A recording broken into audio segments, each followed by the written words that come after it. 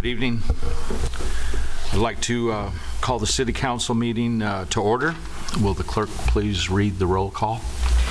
Council members Hannah, Grunmeyer, Yes. Bash, Yes. Mayor Pro Tem Hoffman, Yes. Mayor Newton, Here. all present. Thank you. Do we have any cards from the audience? No cards for closed session. Thank you. Let's go ahead and recess to closed session. Good evening. I'd like to reconvene the public session, and we will have a report of actions taken in closed session by the city attorney.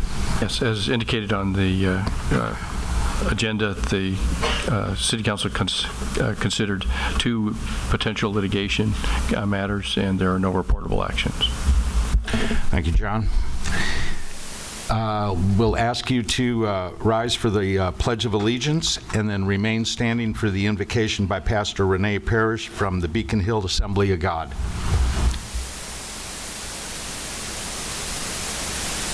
Ready? Begin. I pledge allegiance to the flag of the United States of America and to the republic for which it stands, one nation, under God, indivisible, with liberty and justice for all. Would you please bow your heads with me? Dear Lord, we thank you for this season of Advent where we celebrate the incarnation, the birth of your Son. And Lord, at this season that we look forward to goodwill and peace, Father, we just ask collectively that you would be with our fellow citizens and other communities that are suffering under the threat of fire. Lord, many have been evacuated. And Lord, that you would be with them, God, and keep them, Father. Protect them, Lord. Protect, Lord, God, their animals that are with them, Father. And Lord Jesus, may you just uphold them, God, and embrace them, Father, regardless of the circumstances. We know the world into which your Son was born was dark and treacherous, and it was anything but stable and peaceful. But your peace can come into the heart of an individual and bring serenity and hope in the midst of chaotic conditions, and your love expressed through the human hands around them, reaching out and bringing help. And so, Father, we thank you, Father, that we can lean into you, Lord, that you would bless those, God, who bless others. And Lord, that you would be with our council tonight as they deliberate, as they make judgments, God, and may they look unto you for wisdom and direction. In Christ's name we pray. Amen. Amen. Thank you, Renee.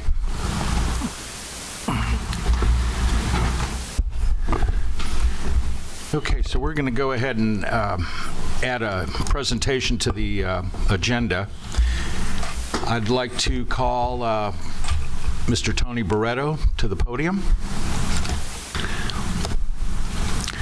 Good evening, Tony. Good evening, Mayor and City Council, City of Norco.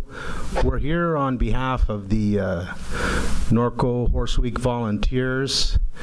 They've worked very hard this last year, and also the sponsors that have sponsored.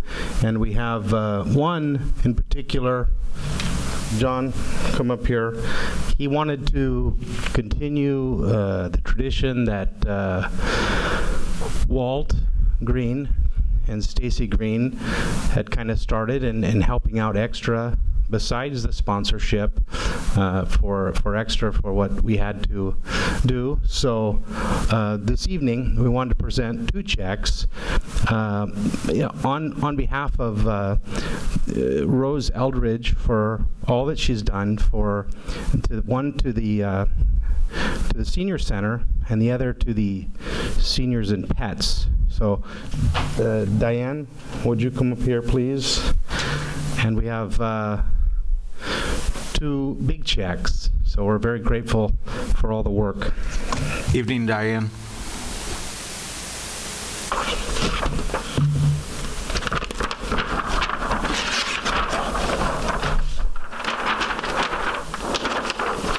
The first one is to the City of Norco Senior Center for $5,000. We're going to give that.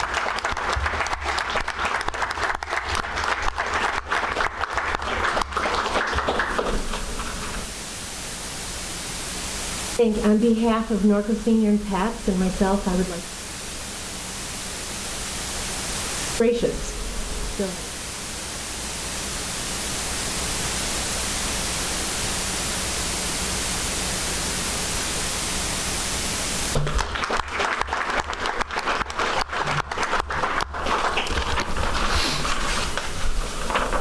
And the other is for, I think I'll go backwards.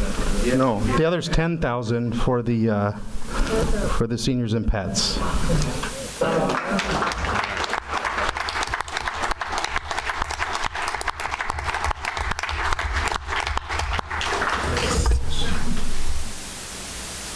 I was happy getting $5,000. This is just really more than. Thank you so much. Oh, you're welcome. Rose is looking down, and she's really happy. We have a lot of hard-working volunteers that sweated hard, and also some awesome sponsors. Yes, and I want to thank all the angels here in town. There's certain angels that don't want to be back.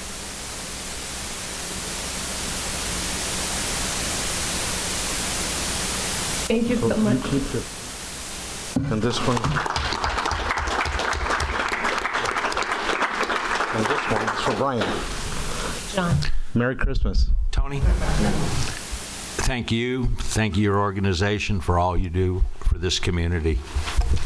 Thank you.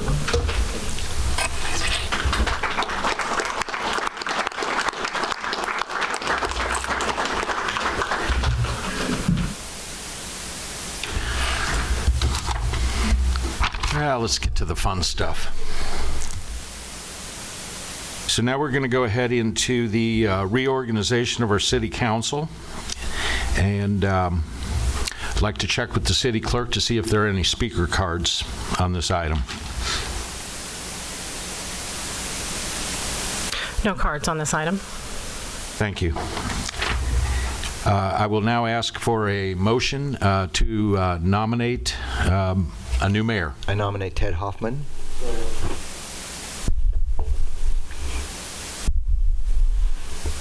I have a motion from Councilmember Bash and a second from Councilmember Hannah to nominate Councilmember Ted Hoffman as mayor. So verbal roll call vote. Councilmember Hannah. Yes. Grunmeyer. Bash. Yes. Mayor Pro Tem Hoffman. Mayor Newton. Yes. That motion carries unanimously. Okay.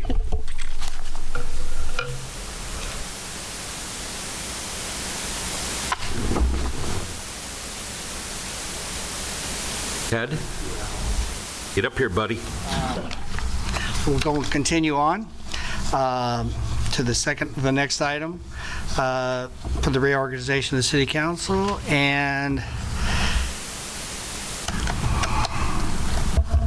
ask for a motion for nominations for mayor pro tem. I recommend. I nominate Robin Grunmeyer. Second.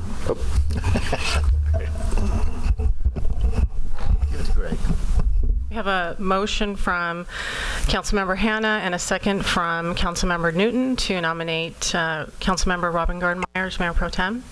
A roll call. Councilmembers Hannah, Grunmeyer, Newton, Yes. Bash, Yes. Mayor Hoffman. Yes. That motion carries unanimously.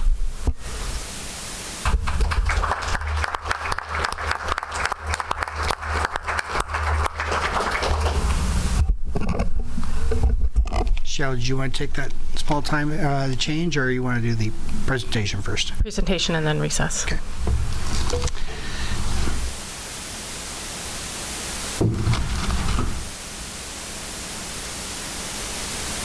Well, it's my duty and my privilege to, and my fellow council persons, to come join me and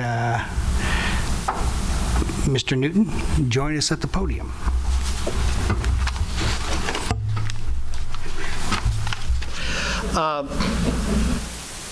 Greg, it's been an honor and a privilege to have you as mayor for the last year, and I think to the citizens of Norco, you've done an outstanding job keeping the meetings running and representing us well as a mayor. But you had a lot of accomplishments, and Myself and the fellow council persons are going to read them off to you so everybody knows what you did in the last 12 months, even though if you don't remember them. All right. As far as city and regional governments, you represented the city of the Chino Basin Desalter Authority Board and the leads on the Manure to Energy Committee. Spearheaded the city efforts to oppose Senate Bill 649 relating to the permitting of wireless and small cell and communications facilities, and Senate Bill 35, which preempts local discretionary land use by streamlining approvals of multi-family development. You follow a little bit on that one. You approved amendment to the municipal code regarding aggressive panhandling, minimizing aggressive and unsafe solicitations. You supported the City of Los Angeles bid for hosting the Summer Olympic Games in 2024, as the Games will have a great impact on the economic impact on Norco and the regions. You hosted the League of California Cities Riverside County Division meeting and showcased Horsetown, USA to over 20 cities from throughout Riverside County. And you implemented the new format for the State of the City address and highlighting Norco's impressive network of community organizations. For that, thank you. And Kevin? So contrary to popular belief, you fixed a lot of roads this year.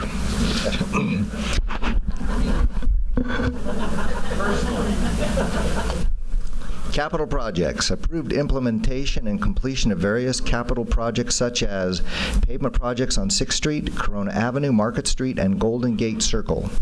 Dual left turn lanes from Hamner Avenue onto Hidden Valley Parkway. Storm drain project N-1F on Temescal Avenue between 8th Street and River Drive. Median and Parkway improvements on North Drive. Upgraded traffic signals on Hamner Avenue at 5th Street and 6th Street. Designs for new water mains on Hamner Avenue, Valley View Avenue, Hillside Avenue, Winchester Avenue, Temescal Avenue, Cole Street, Jiminy Christmas, Triple Crown Circle, Vine Street, Driftwood Place, and Half Moon Court. You've been a busy boy. Approved school zone traffic calming measures on Temescal Avenue between 1st Street and 2nd Street. Authorized the location and conceptual plan for the Gold Star, Blue Star Mothers Memorial and the POW Memorial, MIA Memorial with the George Ingalls Veterans Memorial Plaza. Got a lot done. Financial initiatives. Balance the fiscal year 2017-2018 operating budget. Approved water and sewer rate adjustments that significantly improved the financial condition of the water and sewer funds, and oversaw growth of the general fund reserves by $1.3 million. Oversaw the city's achievement of an upgraded credit rating from Standard & Poor's for successor agency debt obligations. Completed the refinancing of the Norco Ridge Ranch Community Facilities District bonds, generating annual savings per parcel ranging from $590 to $805 for residents in the district. Approved refinancing of successor agency and school district tax allocation bonds for an estimated total debt service savings of $7.7 million. Finalized the Western Riverside Council of Governments WRCOG grant for economic development and initiated a new grant for traffic mitigation. Well done.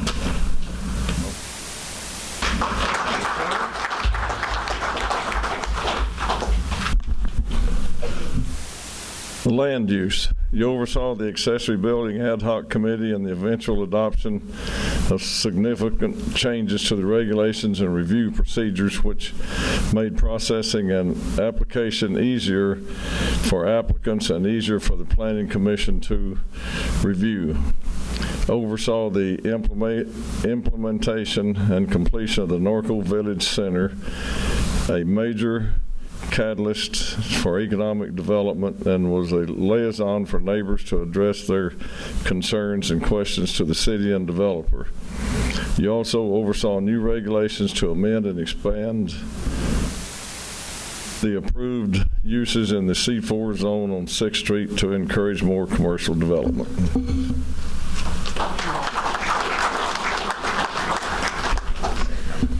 Yes, so economic development. First off, approved the financial incentive project for Holiday Inn Express, which is projected to increase revenues by $1.6 million over the 6 years of the term. Approved an aggressive new marketing campaign for the International Council of Shopping Centers and other business to attract other businesses to Norco. Extended affordable housing programs, which namely helped seniors. Oversaw the debut of the Norco Horse Affair. launched the Norco Certified Farmers Market at the Community Center, and championed the opening of Circle D Ranch here in Norco, the second happiest place on earth. And then under technology and communication, we've had a lot of improvements in that area in the last year. The first one initiated Meet the Mayor, where you could come and sit face-to-face with him, whether you were an organization, personal business, or a business owner in town, and talk to the mayor about your concerns. Approved the debut of the Heritage Room in the Community Center so that residents could interact with the history of our wonderful little town.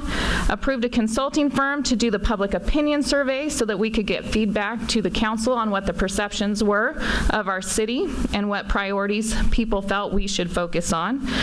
Supported the creation of the City Snapshot, which is a little pamphlet that you can get as a resident that's going to focus you in on resources of the city.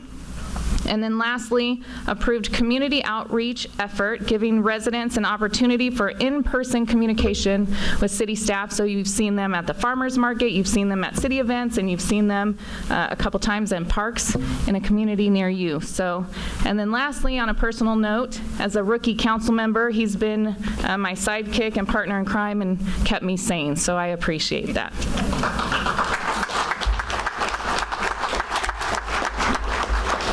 The one thing you did for me is you put me on RICWA. Yeah, I know, thank you. Yeah, thank you. Appreciate that. All these compliments, because I know you read all those, you can remember them, but just to make it easier for you, they're all listed in this nice brochure. But top it off, you love pounding on the gavel, I know you did. So this is to you, Greg Newton, Mayor, City of Norco, 2016 and 2017. We appreciate it as your council and the staff too. Thank you, Greg. Okay. That's what we did. I know. We're going to come up. Come on up here. We got pictures.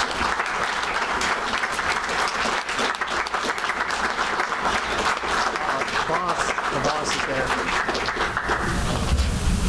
Come on.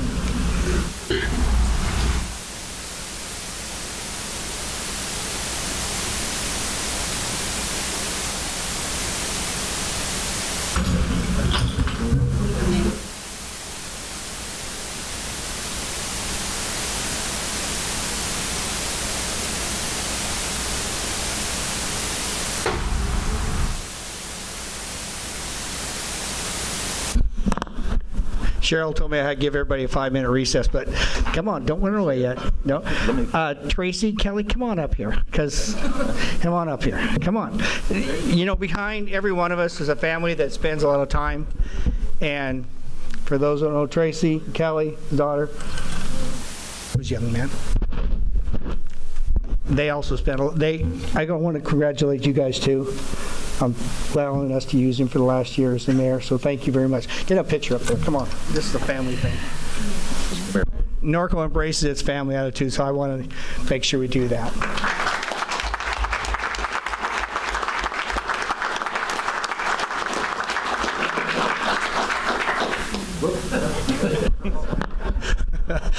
Okay, so if we give it about, 2-3 minutes so she's got to change our electronic devices up front there and plug us in, and then we'll get started again. But I'd like to squeeze a couple of words, if I could. Yep. 3 minutes, thank you. It won't take that long. This list of accomplishments is not an I or a me. It is certainly a we situation, and this is a great group to work with. Everyone on council, they love this city, and I think that's our driving force. And they're a lot of fun to be with, too. As serious as the job is, we do laugh a lot. And along with that is an incredible staff, support of our city manager, and all our senior staff and all our employees. Hardest working group, and I certainly appreciate all your respect and all your help. Thank you.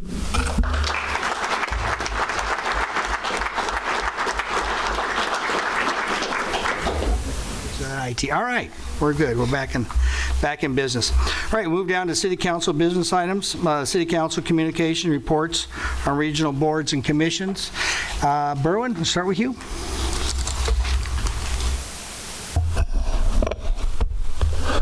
Thank you, Mr. Mayor. First off, today over at Silver Lakes, the RCTC, Riverside County Transportation Commission, used that facility to do the groundbreaking for the I-15 express lanes that's going to start construction in February. It's going to bring in about 3,000 jobs, and they're going to add 2 lanes in each direction. In the middle of the freeway, there'll be toll lanes, and they'll eventually go from the 60 freeway all the way south to Cahalco. And get on the 91 here. As everybody knows, it's a mess, and they're trying to work with it to work out some problems, because when they opened it up, they had projected 150,000 cars a week in the toll lanes. They're hitting about 300,000 a week, which is causing some big jam ups. I don't know, I hadn't been on there, but just I've been on that end going back and forth to meetings. I hadn't been on the pay lanes. But the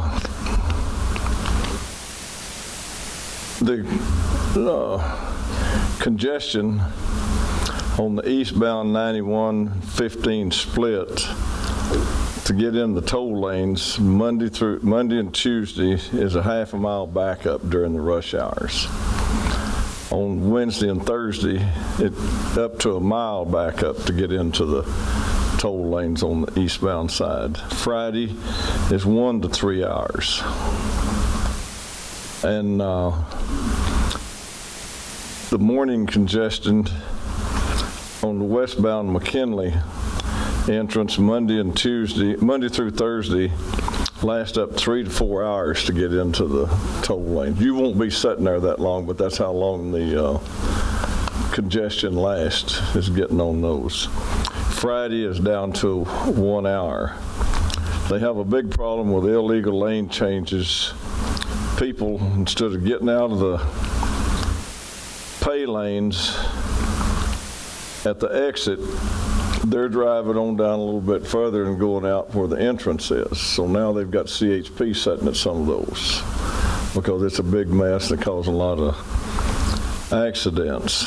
And one thing that RCTC made a suggestion this week to the Orange County Transportation Commission, who had 2 meetings this week, and they're recommended to the toll lane people on the 241 is to request a delay on the flyover from the 241 toll lanes into the 91 eastbound toll lanes. They want them to delay that project because they're afraid when they start construction there, it's going to jam up things even more, and to give them time, hopefully both organizations time, to figure out how to get rid of this traffic congestion.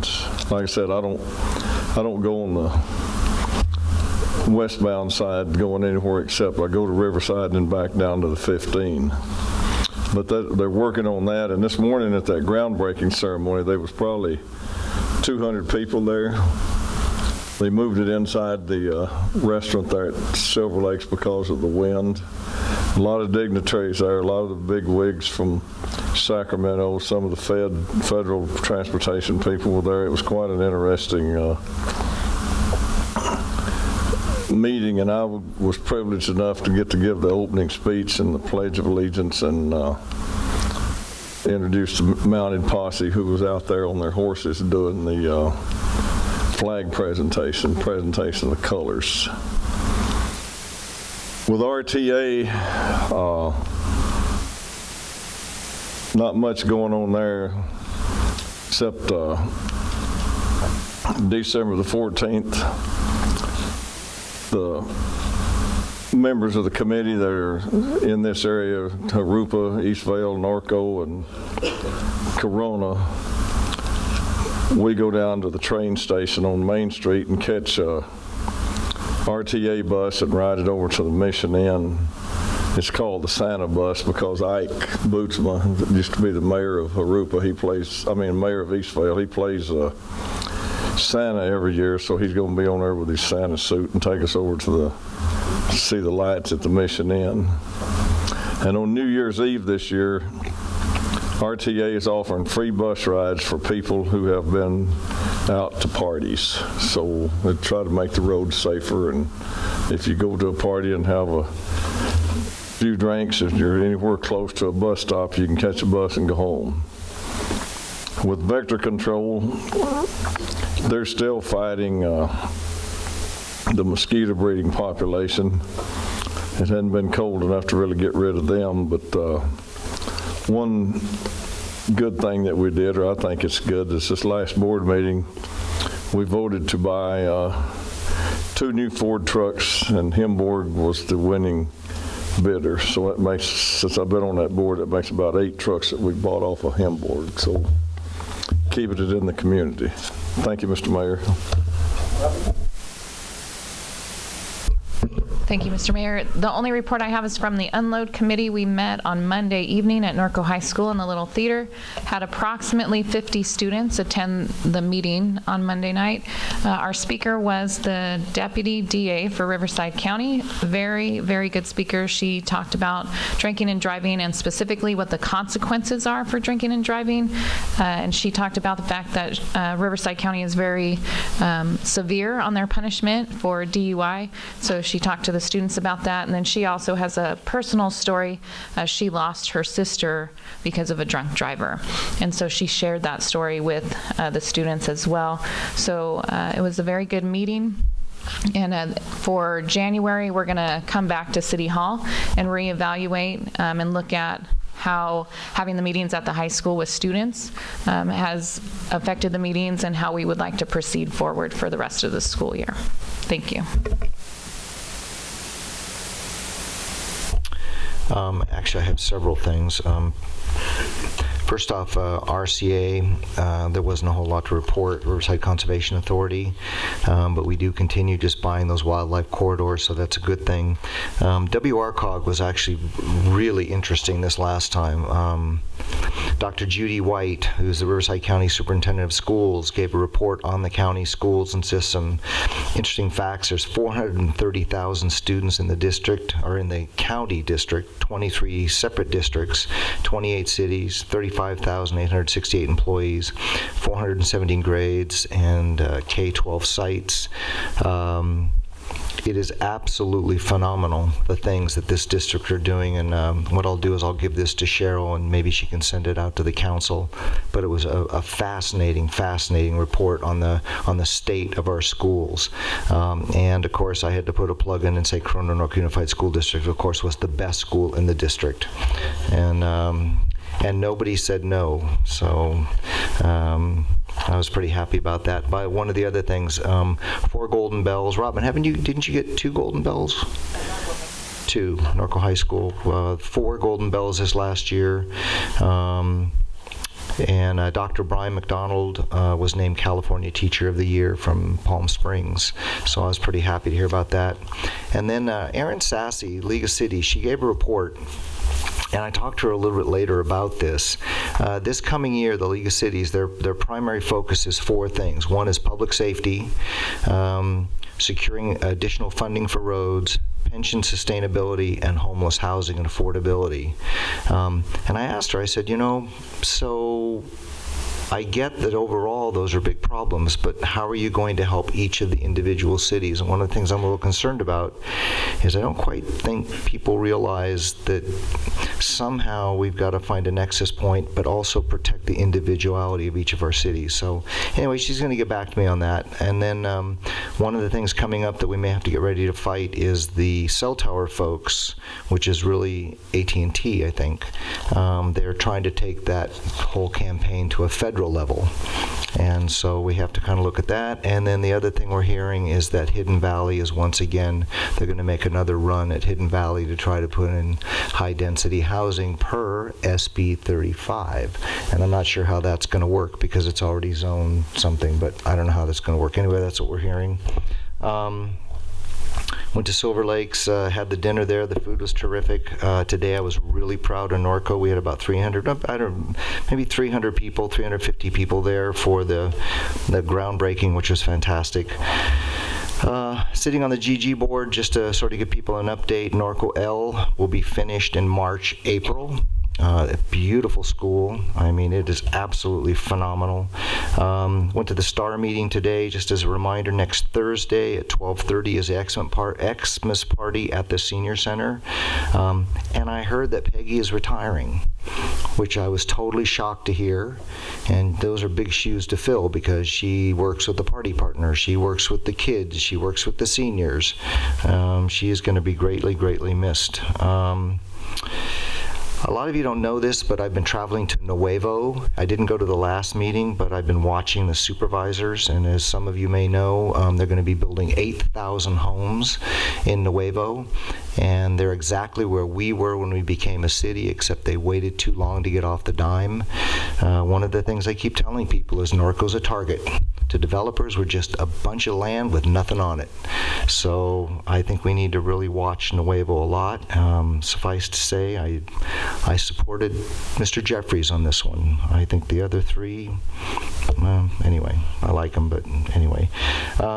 Just so you know, the Navy base, the State Historic Preservation Officer has supported our bid to nominate the Navy base to the National Register of Historic Places, Fleet Missile Systems Analysis and Evaluation Group, and the old Naval Hospital.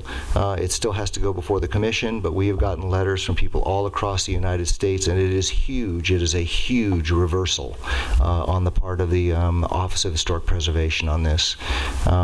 It feels really good after 12 years fighting that battle. And then tomorrow, December 7th, we have our 11th annual. Like I said before, I thought we would do it once. We have our 11th annual Pearl Harbor Day, and we have a man named Jack Gutman who's going to be speaking, 91 years old. He was a Navy corpsman who survived D-Day and Okinawa, and he then suffered for the next 6 years of his life from post-traumatic stress disorder until he finally got help. Our theme this year is we're not just going to remember those we've lost, but we're going to remember those who came home. I've told the story before. When my dad came back from World War II, they told him to shut up, be quiet, and forget what you saw. And that has all changed now in the 11 years, literally just big changes. And then finally, I just want to put a plug into the restaurant over at Silver Lakes because the food is really good. They are now open 4 to 9, sometimes 4 to 10, no parking costs. They're open for dinner right now, so the food is really, really good. That's all I have, Mr. Mayor. Thank you. It's strange to call you Mr. Mayor. No, it's I'll get used to it. okay. All right. Well, you can still call me Ted. I've been called that for all my life, so it's fine. Greg, anything? Thank you, Mayor. Killing me. I just wanted to compliment Berwin at the grand opening today. How much effort and work you put in with your committee, and that grand opening was for the I-15 very impressive today. So just want to let you know I appreciate that. Nothing to report. I have Chino Basin Desalter Board meeting tomorrow, so I'll have a follow-up report at the next council meeting. Thank you. Thank you. I'm going to defer my time to Lieutenant Burdick. Rather than waiting till the end of the meeting and everybody leaves, I've trained him and Scott from CAL FIRE. We've got some important things that I know they want to address first. Thank you, Honorable Mayor, members of City Council. Just again, a recap of what our plan is for New Year's Eve. Obviously, our concern is for the animal keeping lifestyle that we all enjoy here in Norco. Our concern is and always has been about the tremendous and negative impact that fireworks and gunshots have during the New Year's Eve celebrations on our animals and our community. This is a quality of life issue. In the last 3 years that I've been serving the city of Norco, this is something we paid a lot of attention to, not only on New Year's Eve, but through July 4th. And we've been working each of these years to develop a team, a collaborative effort with city departments to have more of an impact. I say that, but I think it's important that the citizens themselves, what we are all seeking and why we have such a huge educational piece to this, is we are hoping people self-police, just out of respect for your neighbor. Respect each other, self-police. And when I say that, I'm saying that there should be no fireworks, there should be no gunfire. Everybody should be able to enjoy a safe and sane holiday celebration without the negative impacts. So we've talked about the education. We've taken a number of steps on social media. I brought a flyer with me. It was created by one of our city staff. Excellent job. They're out there on the table for everyone to take. It's also been posted on our social media, our Facebook. It's very, very important. It has good information on there. It talks about what the enforcement entails, but also the penalties. Fireworks, the safe and sane fireworks are a $1,000 violation. If you have the stronger fireworks, you are facing a $2,000 fine. Anything beyond that, you are facing a felony jail time. And then obviously discharging a firearm in any way, shape, or form in a celebratory manner is a violation of the penal code and a felony case. So part of the collaborative effort, the city has helped us develop a team, and it consists of the Sheriff's Department, the Fire Department, Code Enforcement, and Animal Control. We will all be working together the night of New Year's Eve. I will also be patrolling. And the idea behind that is if we see violators, we will be going after them. I think it's important to note that we will never 100% stop all firework activity, but it is something that we try and do to make it a safer and more enjoyable holiday, so you don't have to worry about the impacts on your animals. But again, I could talk about the enforcement all night, but I'm just hoping that as good neighbors and good citizens, we self-police so this isn't even an issue. Thank you. The good part, and you can elaborate on this, we met with this committee and put this together. We also brought in the city of Eastvale and the city of Harupa Valley. Those deputies in there will also be helping too. So we know it's a regional problem, so we're trying to help do it that way. And good job, Eric. Scott? Good evening, Mr. Mayor and members of council, community. What I'd like to do this evening is give you a brief update on the current fire situation in Southern California. Currently, as you've all seen on the news, there's 3 major fires in Southern California. 4 of 6 CAL FIRE incident management teams are assigned. 2 are in LA County, 1 is in Ventura County, and 1 is still assigned to Sonoma Lake Napa for the recovery effort of the fires they experienced in October. Our worst is yet to come. Tonight in the city we have 4 engines. 2 of those are city funded, 2 are funded by CAL FIRE. This evening, forecasted 90-mile-per-hour gusts, that's hurricane force winds that start tonight in San Bernardino, Riverside, and San Diego counties. That's going to carry through Friday, and the red flag warning has been extended until Friday night. I ask all of you to use extreme caution. As you're aware, our firefighting resources throughout the state are at significant drawdown levels. What that means is any new starts will result in a likely major fire, like you're seeing on TV right now. I wish that all of you will go to our website and review Ready, Set, Go. And when the time comes, if it does for us, that you're ready, you're set, and when the order is given that you go. Heed the evacuation warnings from law enforcement, heed the warnings from the firefighters, and please listen to the directions you're given. We were very successful in this county on Monday with a 40-acre fire in Harupa Valley during the peak of the winds on Monday. That was contained to 40 acres with no structures lost in Harupa Valley in the city of Riverside.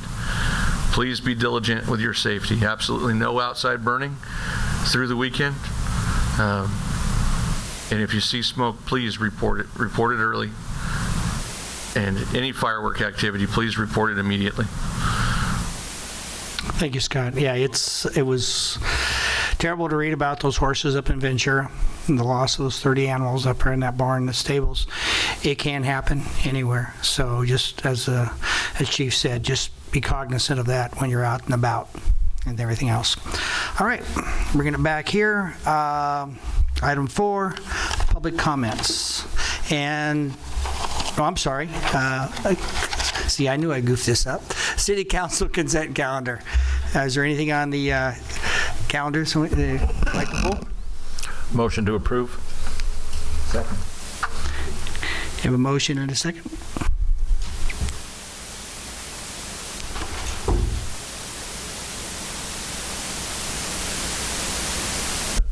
Okay, motion from Councilmember Newton, second by Councilmember Bash. Please vote.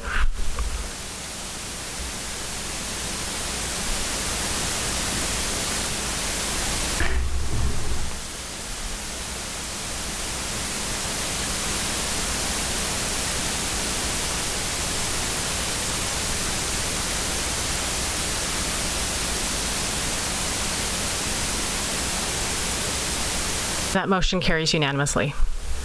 All right. Now we can move on to public comments.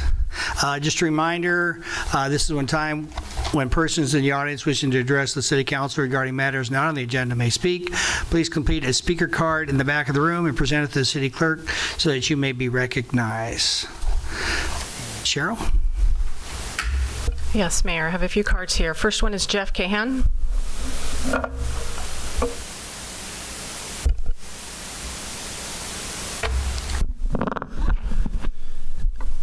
Congratulations, Mr. Mayor. And Greg, congratulations on a great year. We're proud of the job that you've done, and we're glad to have you represent Norco. And we're happy to have Ted filling that seat. I'm here tonight with my chairman of the Parade of Lights Committee hat. As the new mayor, I'd like to invite you as one of your first duties on Saturday at the Christmas Festival to be a judge of our vendors and award the prize for the best decorated Christmas-themed booth. Our first annual prize last year was awarded by our former mayor, Mr. Newton, so we'd ask you to be the second annual judge for our vendors up at the Christmas Festival. That'll be this Saturday. Last year it was 9 to 9. This year it's going to be 8 to 9. There was such an overwhelming response to our breakfast with Santa that we've extended it earlier, starting at 8 o'clock. So I invite Norco to please come out and support Breakfast with Santa up at Nellie Weaver Hall from 8 to 11. The Christmas Festival up at Nellie Weaver will run all day long. We've got almost 50 vendors, both craft and food vendors up there. We're going to have wonderful games and activities for the kids for the low price of $5 for a wristband. We've invited Norco Rocks to join us this year. We've got a new gingerbread house contest. We're going to have an ugly sweater contest, and we're just trying to have a lot of fun. We're also, for the first year, including a living nativity. We've invited churches in town to participate by having their members come and occupy a space for a time representing the Nativity, because it is a Christmas festival, thanks to the council 3 years ago changing that designation. I just want to make sure to give a shout out to our major sponsors, our presenting sponsors as usual. Great support from Himborg Ford and Browning Dodge, and also a great sponsorship from Lucas Oil. As Horse Week made such an awesome presentation because they have a great group of volunteers, our Christmas committee also has a wonderful group of volunteers. I want to make sure that they understand that their time is not unnoticed, and the staff that supports this event is outstanding. So, Brian, your Parks and Rec staff that support this event go above and beyond every year. So they are what makes this event for our town. I just want to make sure they get that recognition. One other person that really deserves recognition too is Bobby Mendoza. He does our sound. He did sound for us at Veterans Day. He'll be doing sound for you tomorrow at December 7th. He's doing sound all day for us up at the festival, and he also does the sound along the parade route. So all at no cost, volunteer. Bobby just is a great supporter of all the events around town. I want to give him a huge shout out. So Bobby Mendoza, thank you for that. And I'm going to turn over, I believe Pat will be coming up as our parade chair to talk about the parade. But I invite Norco to come out to our Christmas Festival this Saturday. Thank you very much for your support. Thank you, Jeff. Pat Overstreet.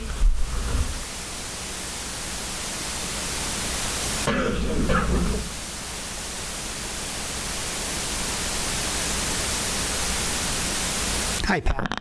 Hi, Mr. Mayor, congratulations to you, and congratulations to our Mayor Pro Tem Grunmeyer, and thank you. It's not Newman, it is Newton, right? Thank you. Yes, I want to talk to you about this fabulous parade we have with our wonderful Christmas festival.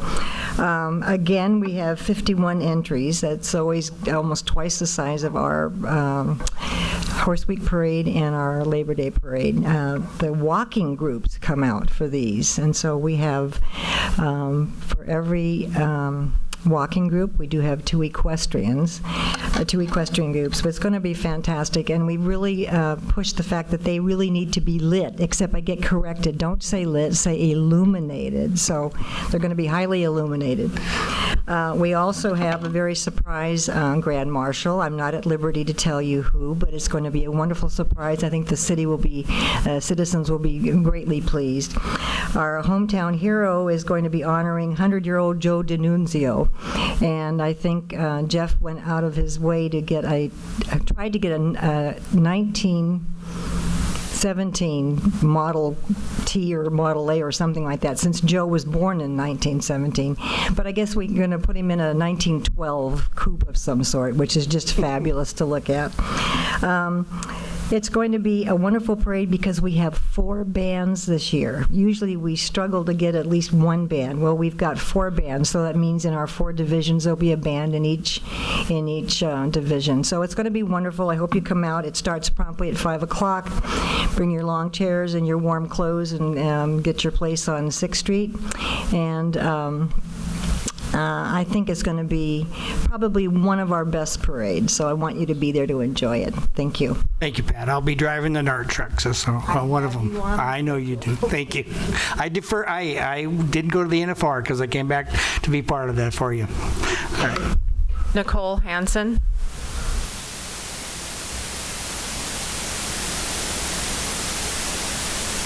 Good evening, Nicole. Good evening. How is everybody? I've never good. done this, so I'm a little nervous. Relax. It's all right. I wanted to start by thanking the city of Norco. I'm from Villa Amalfi at Hidden Valley Golf Club, and I wanted to thank all of you for your guidance and assistance in remodeling and expanding my building. I've never built anything before, so there was a lot to learn, and I just wanted to thank you because everybody really taught me a lot. So thank you. Since the construction, since we met in April, we discussed the building across the street at Hidden Valley. I was not there when that building was built, but I do believe that it could be put to good use. I brought a couple of visual aids. If you haven't been up to Hidden Valley, there's a building located across the street that is actually modulars. This would be the building across the street. And because of the construction, we've turned it into a pro shop and storage. So we haven't utilized it for banquets or anything since our last meeting. Our last party in there was in August.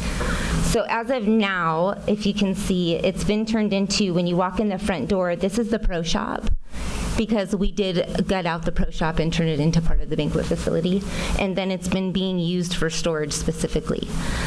So I'm proposing that we can keep the building and turn it into storage. I've had a site plan drawn up from my architect, if you can see. So what we would do is we would actually add 2 additional walls right here and use about 400 square feet of the building just for the pro shop and for people to check in so that we have a location for them, and then continue to utilize this whole entire site as storage. If we decide that we're not going to do that and we go ahead, this is what would be replacing, and it is next to the driving range, which works out really nice when they check in. This is the storage unit that we would have to rent to go in place of that building. So I just want to thank you for considering my proposal. I'm hoping that we can keep the building up and fix it up. I'd like to paint it. I'd like to put an awning on it and make it more of a resort style at Hidden Valley. Nicole, because we can't comment on it anyway, have you met Mr. King there from the planning department? He's the one that you're going to have to go through, and I'm saying he took copious notes, so I'm sure he's and you'll have to help her on that so you can give her a card and get you through the process. Okay, I actually, the point in me actually being here is going through the process with Mr. King as I did with the remodel. My architect does, of course, want a nice fee for me to draw up plans, but I wanted to present it to you to see if it was an even option for me to even utilize the building. I do appreciate what you have done for me, and I'm more than happy to go back to April and we'll remove the building as discussed. Again, we can't comment. Yeah, I know. I know. Just get with Steve on that before we can. All right, thank you very much. Though. And it was a great meal. We really appreciate hosting the League of Cities with us. Oh, yeah, my Thank pleasure. you. Norva Williams. Hi, Norva. You guys all look wonderful up there. A question that was raised by the fires this morning in the area of Bel Air, the fire trucks were having to utilize water off of their trucks because they had no water pressure out of their fire hydrants. And I was like, crap, do we have that situation here in town? I know you can't answer it during this, but are our fire hydrants constantly checked? Do we have that kind of issue in town in case an emergency like that came up? That's it. Thank you. Thank you, Norva. And just to let you know, I think last year we approved the fire hydrant examination and refurbishing throughout the city. Mayor, that concludes public comments. Thank you. All right. Closing public comments. Moving on to public hearings. John, is this yours, or are you going to give it to Mr. McIntyre?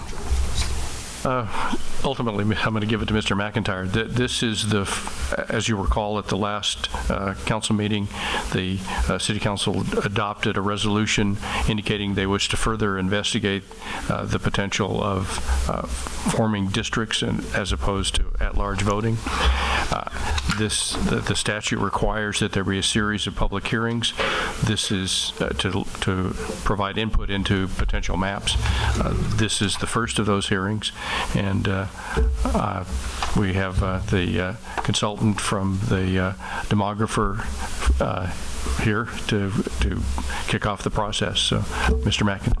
Thank you, Mr. Harper. My name is Robert McIntyre. I'm with National Demographics Corporation. Honorable Mayor, Council, it's a pleasure to be here this evening. I can't say I've actually enjoyed a City Council meeting as much as I have tonight. It's been really wonderful to witness and be a part of this. So thank you for the opportunity to be here tonight. So the purpose of tonight's engagement is really to start the process of learning and exploring, both for the City Council and for the local community and even staff, to just understand a little bit about the nuances of the California Voter Rights Act and what it could potentially mean for the choices for the city of Norco. And so tonight we're really going to talk about things like communities of interest, demographic makeup of your community, and hopefully we'll have two conversations about that in public hearings before any maps are drafted, and I'll be writing copious notes if people decide to come up after.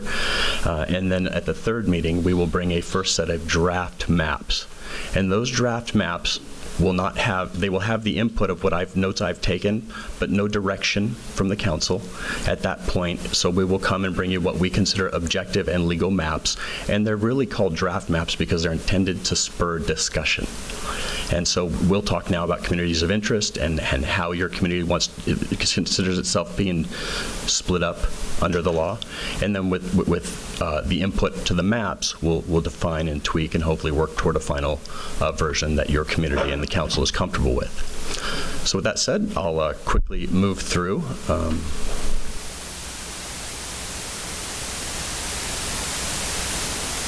Or not. Oh.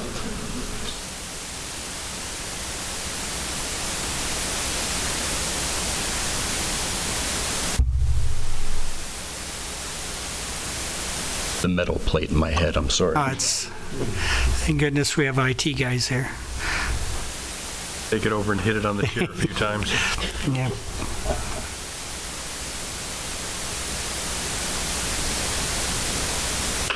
Yes. Thank you. Well, there's only 8 slides. If somebody has a right arrow key, we can plow on. Can you run that manually? Can you run it manually, Matt? All right, Okay. Let's just try that. It's just 8 slides. So on slide number 2, I just wanted to frame the conversation a little bit. The California Voter Rights Act is not exactly new. It was actually passed in 2001. And since then, and Norco's not alone in this transition process, over 157 school districts, more than 70 cities, several water boards have made this transition.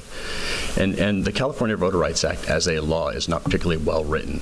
It's not withstood what some might consider legitimate challenges legally. And so there have been a couple other entities who have chose to fight and paid a pretty big price for it. And that's not to try to give you legal guidance at all, just saying historically this is what has taken place, just because the law is not super well written. Next slide, please.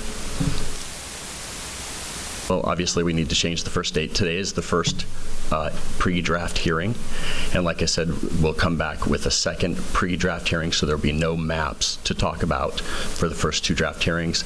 And then with at least 7 days before the third hearing, maps will be published, available here at the city and on the city's website, so the local community can log in and look at them, can really dial in, okay, I live here, what would that mean for the choices that are being presented for discussion. If there is feedback from the third meeting, we'll tweak those maps and bring you new versions or revised versions back, depending on the types of changes that are asked for, the input given. And then from the fourth meeting on, the council can decide, we like one, we want to adopt an ordinance, we don't, and you'll have basically all your options open to you at that point. But along the way, you'll have received community input and guidance, and that's really the important part of this under the law, this part of the engagement is getting that input. Next slide, please. Well, having a really well-defined and stable city, it makes this kind of thing really, really neat and fun from my perspective, because Norco is a city that has 80% ownership, very low vacancy rates, and mostly single-family homes. So you see a lot of stability in communities like this, and that makes drawing maps actually a lot of fun, because you don't worry so much about what's going to happen in 4 years, because you see that stability.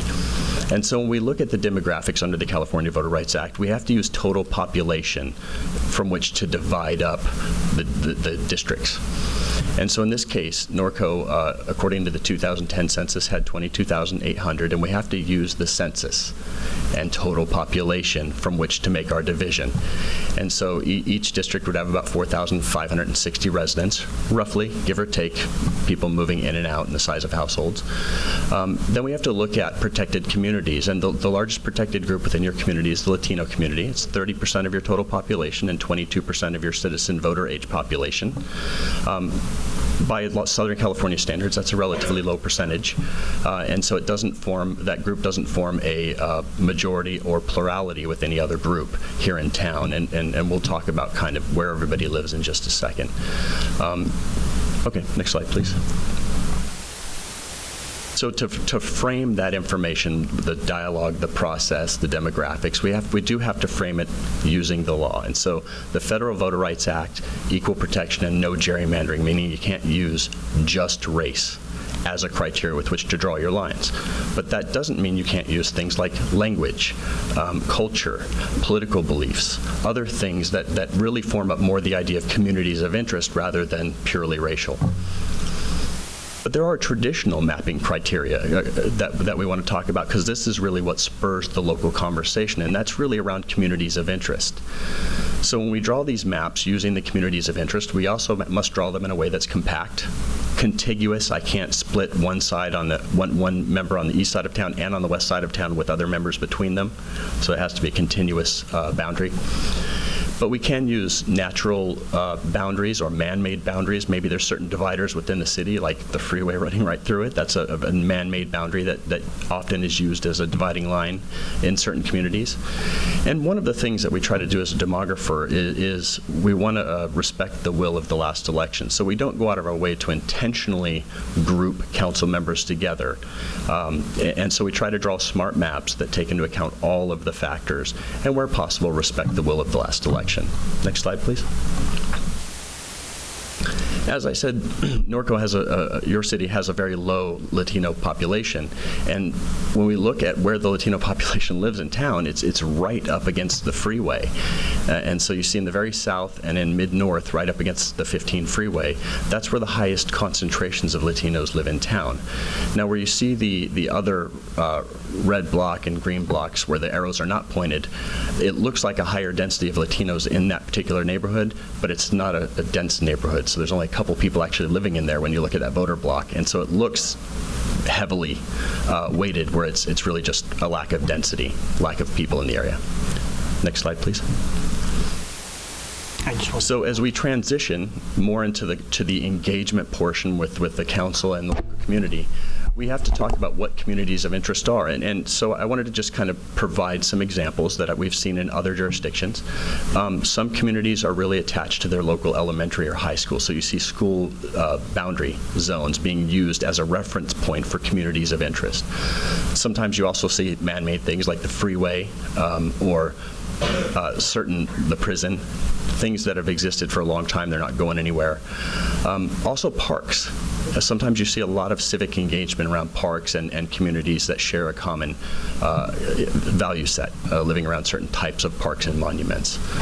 And so as we engage in this process and you hear from your local community, some of the things that you and they may want to think of is when we look at this particular protected community, the Latino community in your area, we have to say, do they want to be kept in one area so they have a stronger political voice in one trustee area, or would they like to be split among 2 or 3 trustee areas so they can influence 2 or 3 council members? And so these are part of the conversation that would be natural under the communities of interest. Next slide, please. And also what we wanted to show you here by looking at some other jurisdictions that have gone to council areas is that there's no perfect shape to a council area. When you talk about communities of interest, sometimes you get nice, neat ones that follow a major highway and they're very straight and it's obvious.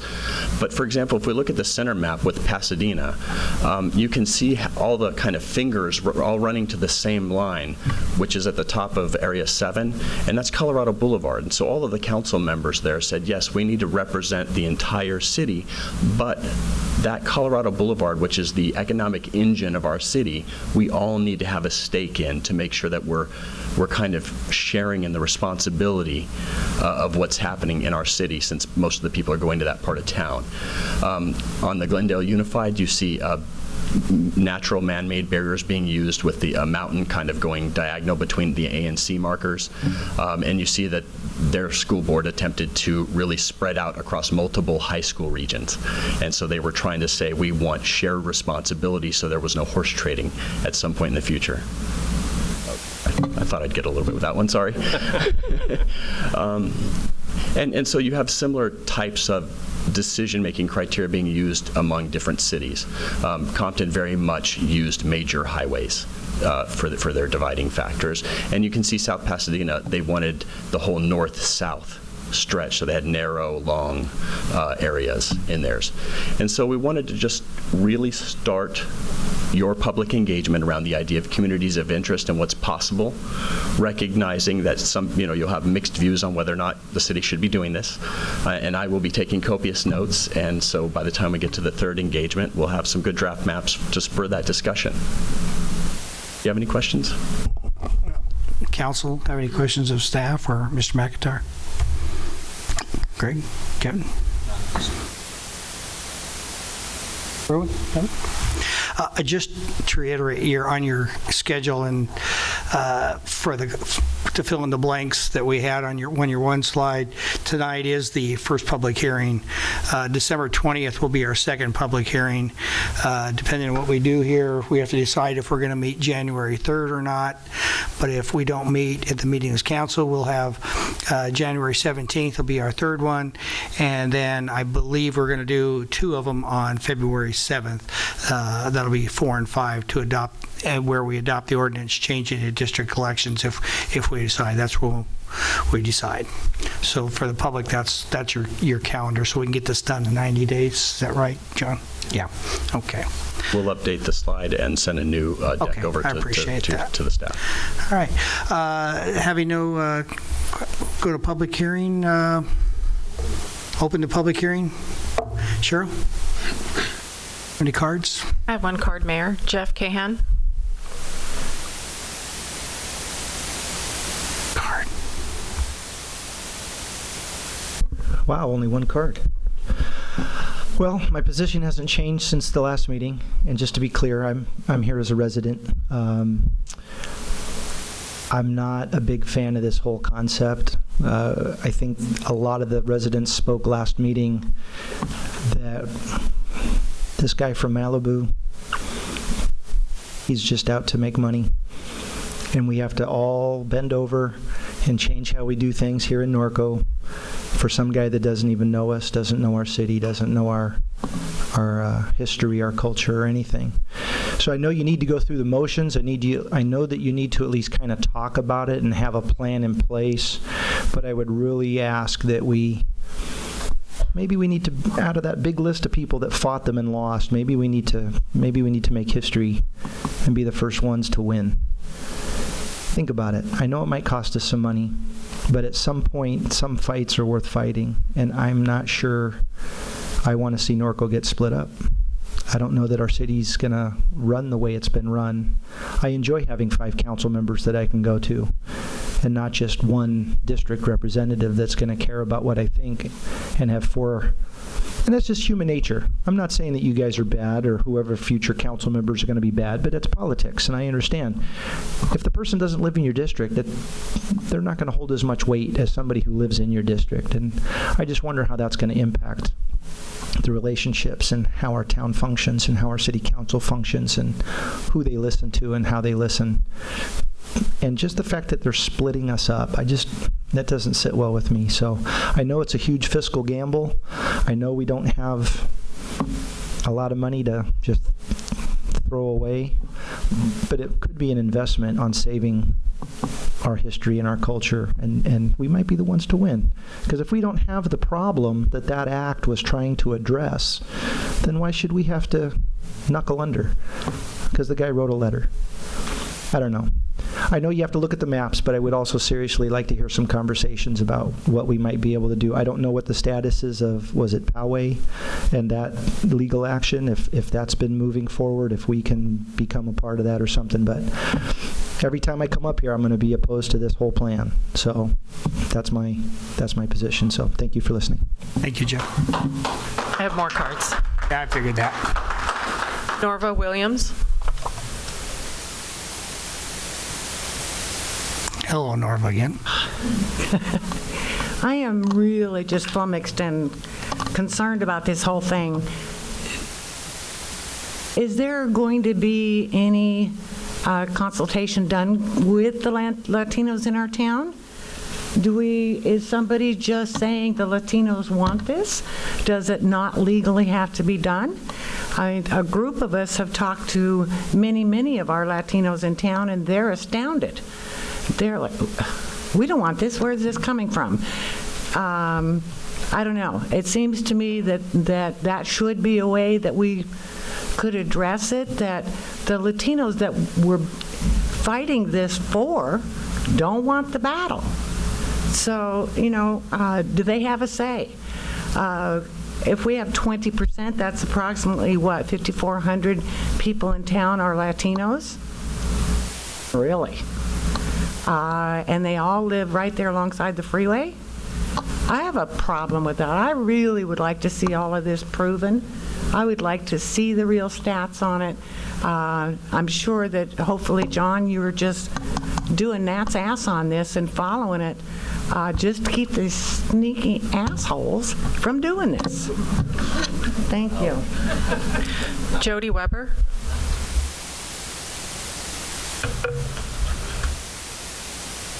Hello, Jody. Hello, new mayor. Congratulations. Thank you. Where to begin? I don't have any prepared remarks. I will reiterate my last remarks.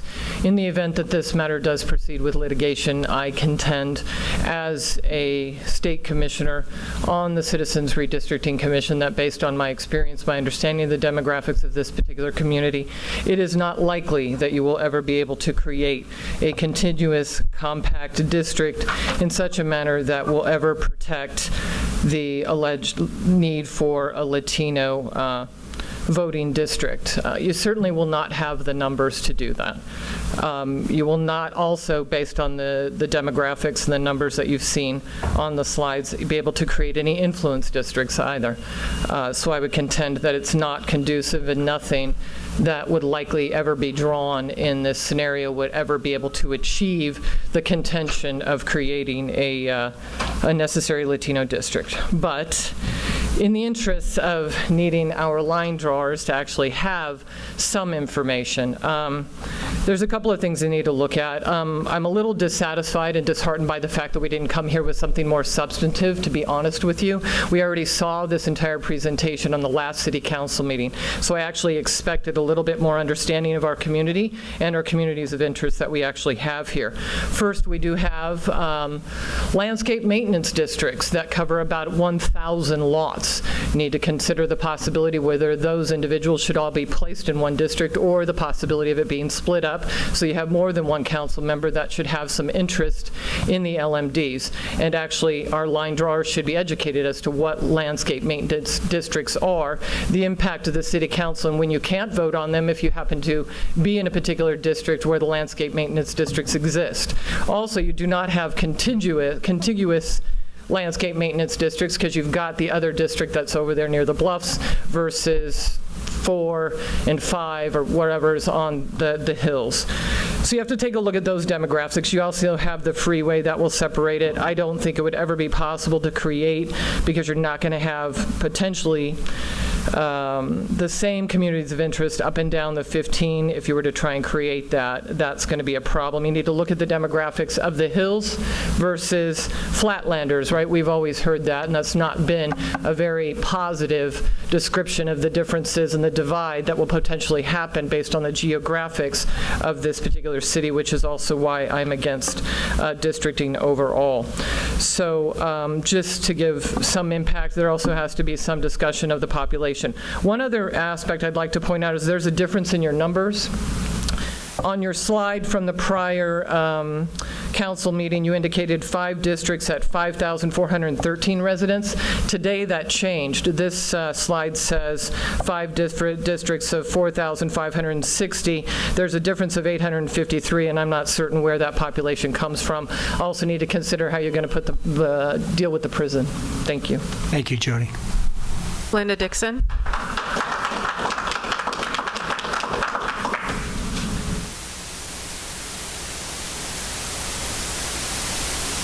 Good evening. Congratulations, Mr. Mayor. Thank you.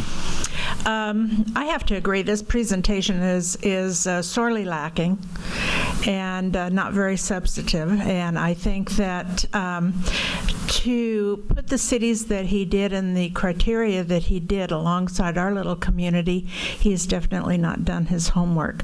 I understand a numbers person, and I understand that that's strictly what he's going to be dealing with. We are a community pretty much of one. At this particular time, I can pick up the phone and call every one of you, for any concern that I have in this community. And guess what? None of you live on my side of the freeway. Not one. That's what I say our community's about.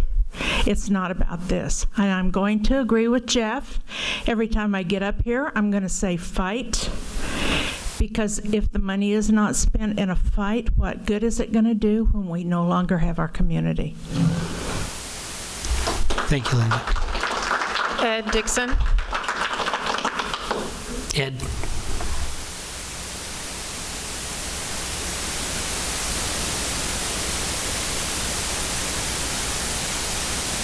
Evening, Ed. Good evening, Mr. Mayor, City Council. I have many reasons why I don't want to see districting in this town. I want you to know that I am opposed to districting, and I think it's bad for this community. Maybe it's not bad for those. I can see where they might need it, but I don't see that Norco has to split up this town. Thank you. Thank you, Edward. Mayor, that concludes public comments.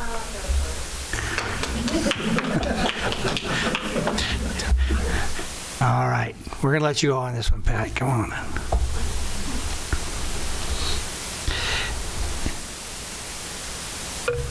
Well, thank you, Mr. Mayor. I always prefer to let my acres of neighbors who are more erudite at explaining some of these things to you up first. But I'm also against this. I think I came to the first time it was announced at the city council meeting, I know I got up and said I was definitely against it. And if Mr. McIntyre seemed to suggest there's no specific demographic area needs in Norco, then for sure, I agree with Linda and Ed and Jeff, we should fight it. And also, why aren't they considering the Sicilian vote in the flatlands? Thank you, Pat. No more cards on this item. Seeing no other cards, or I close the public hearing on this matter. Bring it back to the council for discussion. Start down there, Berwin.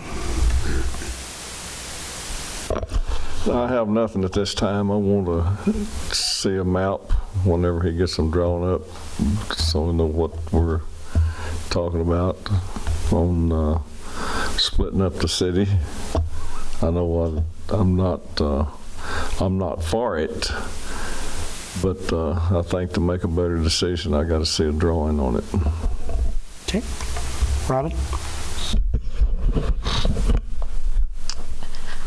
I'm not for districting. I believe we have to go through the process, and my hope is as we go through this process, we gather the information to make our case. I don't think gathering the information and going through the process is a bad thing. I think we can learn from the process and see what has happened in other cities and other communities, so that as we go through the process, maybe minds are changed, maybe they're not, but then we're educated and we have the information that we need to proceed in a way that the council and the community sees as appropriate. Thank you. Kevin? Kind of where everybody else is, except I want to correct one thing, and with all due respect to the Assemblywoman and Senator, he's an agent of the legislation.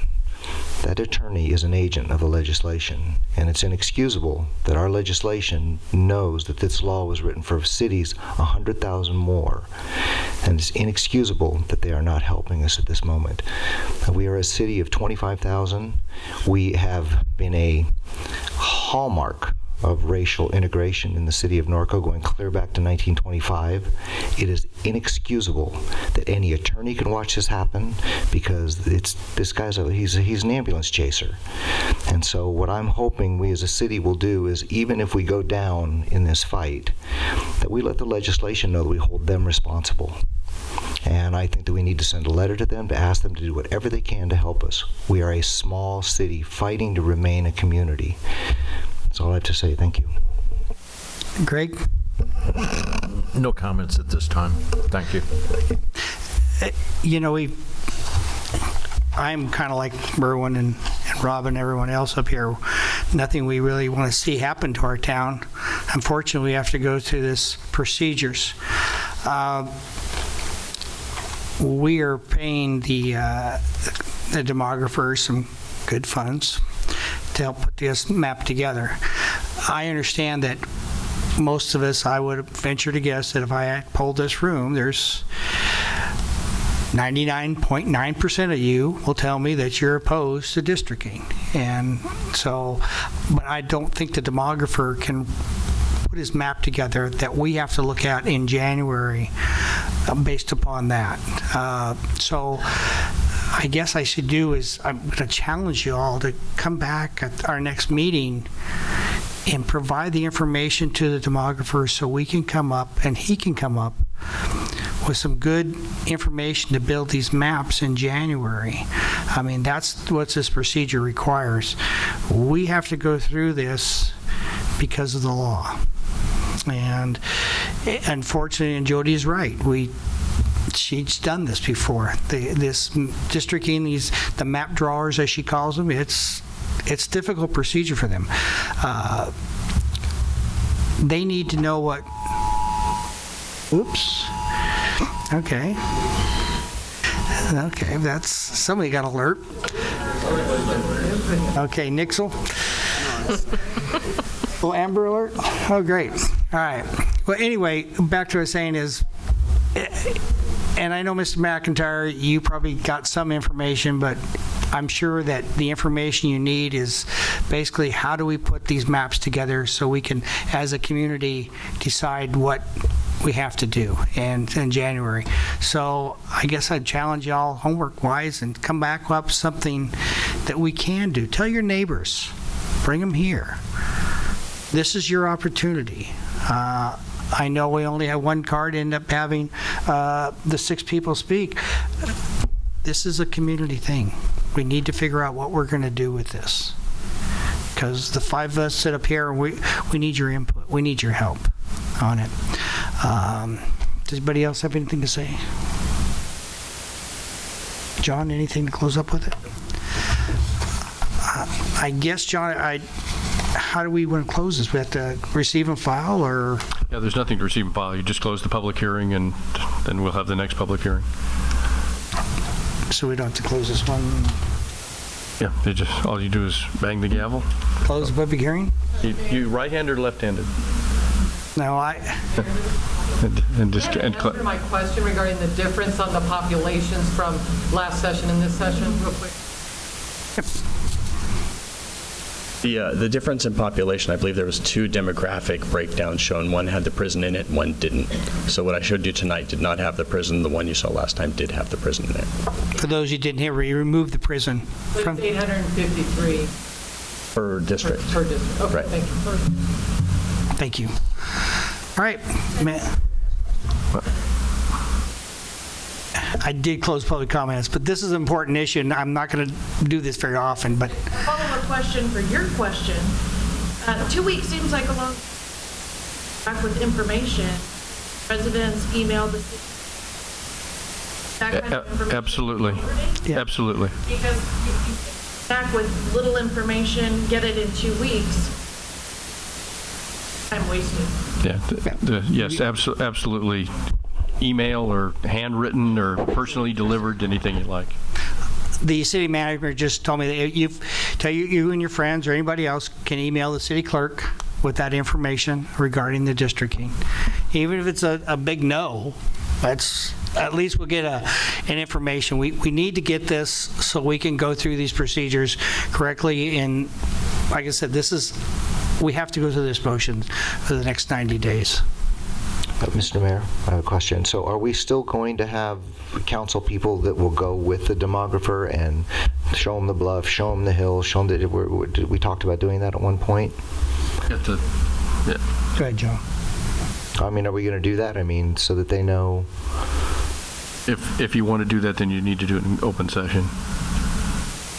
I mean, you need to appoint somebody to do this, or 2 council members to do that. Yeah, I think that's important that we drive through the town and we show them the hills, because there's a very good point. I mean, do you want 5 LMDs represented by 1 person? I don't think so. Where are the bluffs? Where are the large lots? I mean, they're actually. Sure. Just perhaps on the December 20th, when we can do that and make that motion to do that before he gets a chance to do that map. Okay. Can do this, right? All right. No one else in the council? Form of the census form.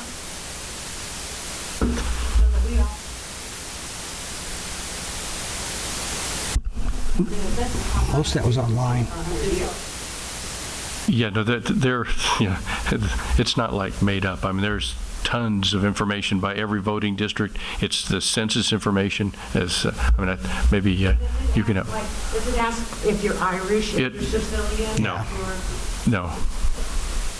It's sent. That's good.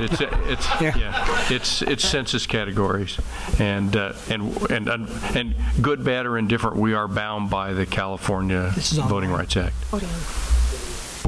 I would just like to request future public comments to come up to the podium. Correct. So it's yeah, on for the record. Cheryl, this information that we presented here. This will be online. Yes. Okay. All right. It isn't online yet, as far as I know. No, I just asked if this was going to be online. Okay. All right.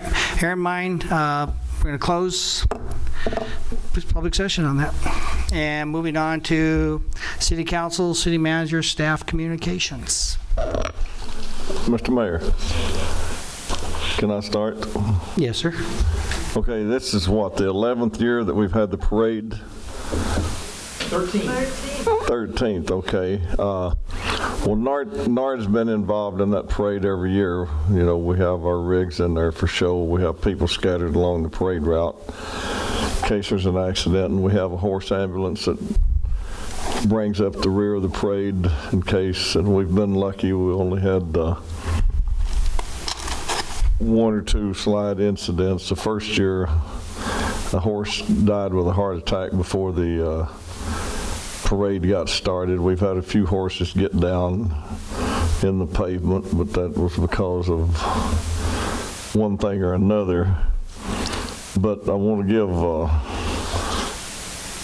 pat on the back today to Frankie, our animal control director. He called me tonight and he said that he's made a deal with Dr. Wan's clinic that this year they will remain open during the parade. In case we get an injured horse, we can just pull off of the parade route and go right into the hospital instead of having to wait and track down a veterinarian, because you never know, especially with many horses as there is, and they're going to have bands, extra bands in there this year, they said, but who knows what the wind's going to do. But I want to thank Frankie for taking the time to make a deal with Dr. Wan's clinic to be on standby in case we need them this year. It's a big relief. Thank you.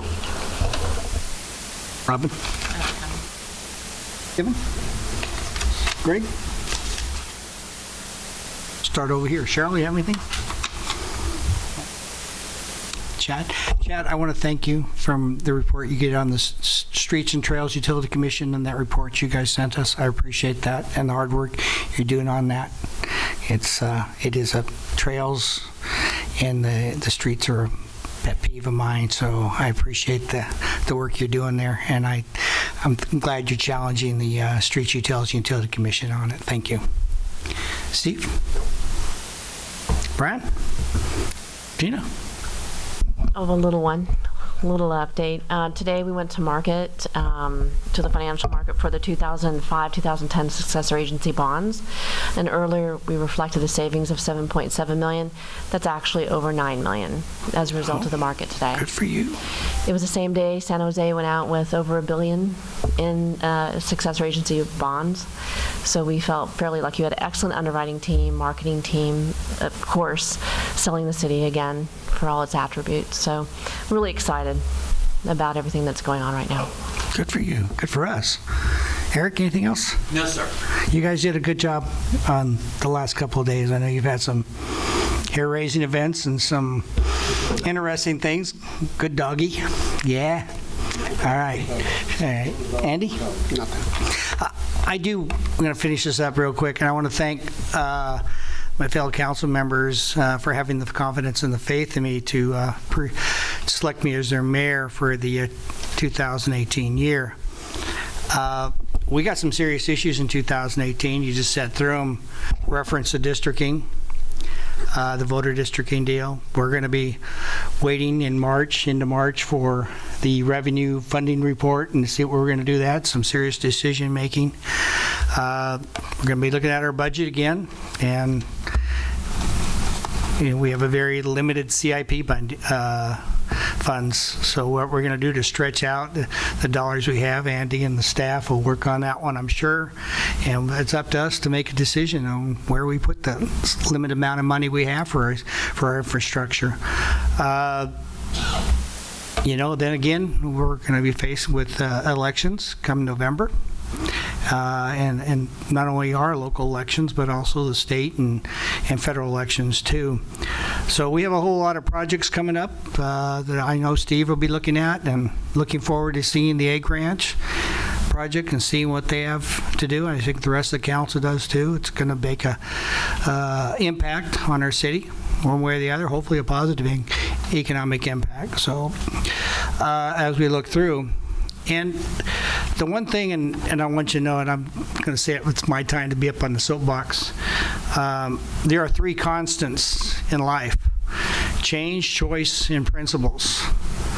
Sometimes we have to choose the harder right instead of the easier wrong when we make our decisions. That's the thing about sitting up here. And I'm going to go back and I'm going to quote Teddy Roosevelt. He was the Trump of his age. He didn't have a Twitter account, nor did he didn't have those, or Facebook, but he said it how it was, and that's what he did. In any moment of decision, the best thing you can do is the right thing. The next best thing is the wrong thing, and the worst thing you can do is nothing. I'm going to challenge the rest of my council members. We're not kicking things down the road. We're not kicking the funding down the road. We're not kicking these measures down the road. We are going to have to do something with districting. We just won't do it. Those are goals that I've set myself. When we deal with issues, we make decisions. We're going to listen to other people's opinions, but we have to make our decision-making based upon best practices and facts, and that's what we're going to do up here, and the best qualified advice. So, John, we're going to look to you and Andy for those advice, and I'm sure the rest of us are. I am anyway. We're not going to procrastinate on these decision-makings, like I said. We're not going to run from these decision-making. We can't, and I would expect the same as staff. But we're going to appreciate the work staff does, and we're going to compliment you. We're going to compliment the people in the community for what they do. You've got members of the community who are outstanding. Let us know. We're going to reward them that way. I do have some goals, and my goals up here as mayor over the next 12 months, just like Greg, they're tough to follow because he set it high. And I'm going to put it this way: we're going to make sure we preserve our animal keeping lifestyle and protect our large lots. I know Sacramento is going to be against us at times, but we're going to do what we can to fight those things and protect what we have, based on staying within the law. I'm going to pursue keeping and continuing expanding the community outreach program that was started last year by Mayor Newton, and we're going to keep that up. I think it's been a positive on the community. It's good to get out and inform and update people on the city policies and issues. We're our own worst enemies if we're not talking to people. And then I'm going to have this, my goal is to make win-win decisions. In other words, we're going to have the both for the residents and the entire community. We're not going to please everybody up here. I know that. But what we're going to do is make sure that this community and its animal keeping lifestyle on large lots goes on to perpetuity. I want my grandkids and grandkids to be able to say they live in Norco and we protected this city charter the best we could. And like I said, my end goal here, I'm going to be fair and reasonable in our listening and treating of all residents up here. I am going to hit the gavel at 3 minutes because a lot of times we can't be here till midnight. And some of my council people say, well, I'm going to gavel you, and you start rambling on. No, I'm just kidding. It's important that we don't drag ourselves on up here and make these meetings tedious and boring. And I don't want to do that because we have a good audience here tonight in the gallery, and I want to keep it that way. These are people that care about your community. That's why you're here. And so with that, I thank you again. I thank you, fellow council members. I hope I don't let you down. And for that, we're adjourned.